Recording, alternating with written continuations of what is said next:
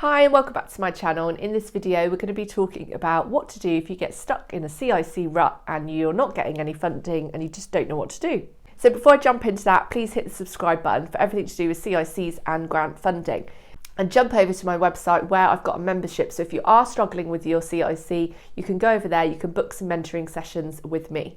And if you like this channel, you'll love the masterclasses that's over on my membership.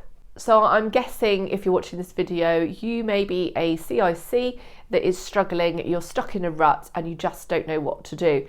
You found this channel and you're like, oh, maybe I should give my CIC another go. Maybe this could help. So let me just give you a few pointers, because I talk to CICs all the time who are established CICs that are just struggling, that maybe they can't get funding, or they've just left their CIC for a period of time and they've maybe lost confidence in themselves for whatever reason, life's got in the way, and they've kind of pushed it to the back burner and they're looking to reignite it.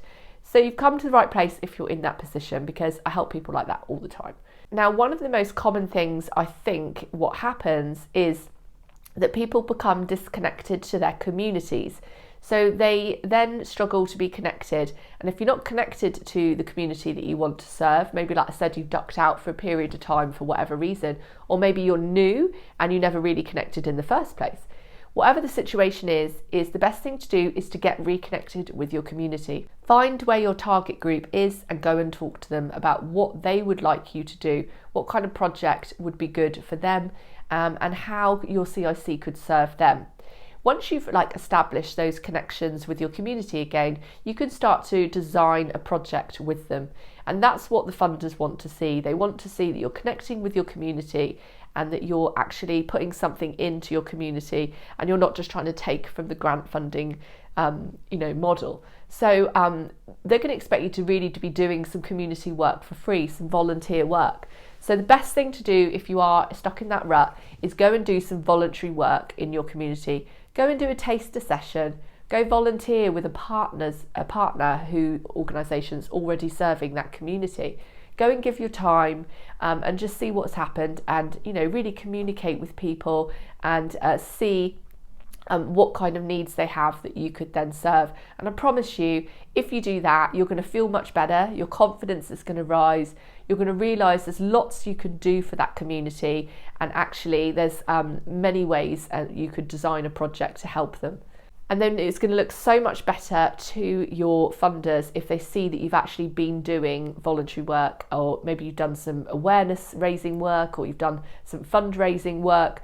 Going out and doing that volunteer work for that, again, of connecting with the community and also maybe even raising some money as well, just shows that you're more independent and shows you're connected. So the second thing that I think people struggle with when they get into a rut is getting their head around the funding process. Grant funding can be really tough if you don't know what you're doing and that it's not a strength of yours. So really what I would advise is that you look at the criteria of grant funders and think, okay, how could I run a project that serves my community? It's something that they want that actually meets this criteria. So look on, for instance, the National Lottery. Their criteria at the moment is they're pretty hot on sort of the post-pandemic world and recovering from that.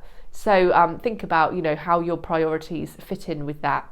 Diversity is also a big priority right now. So does your project help maybe girls or ethnic minority communities or people with disabilities?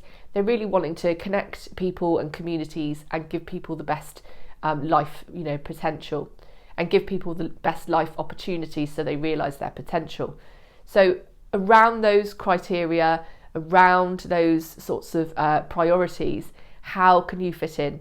And then design your project and your application, and just word your application so it fits the scheme. So wording is key, sounding confident is key, and sort of knowing that lingo.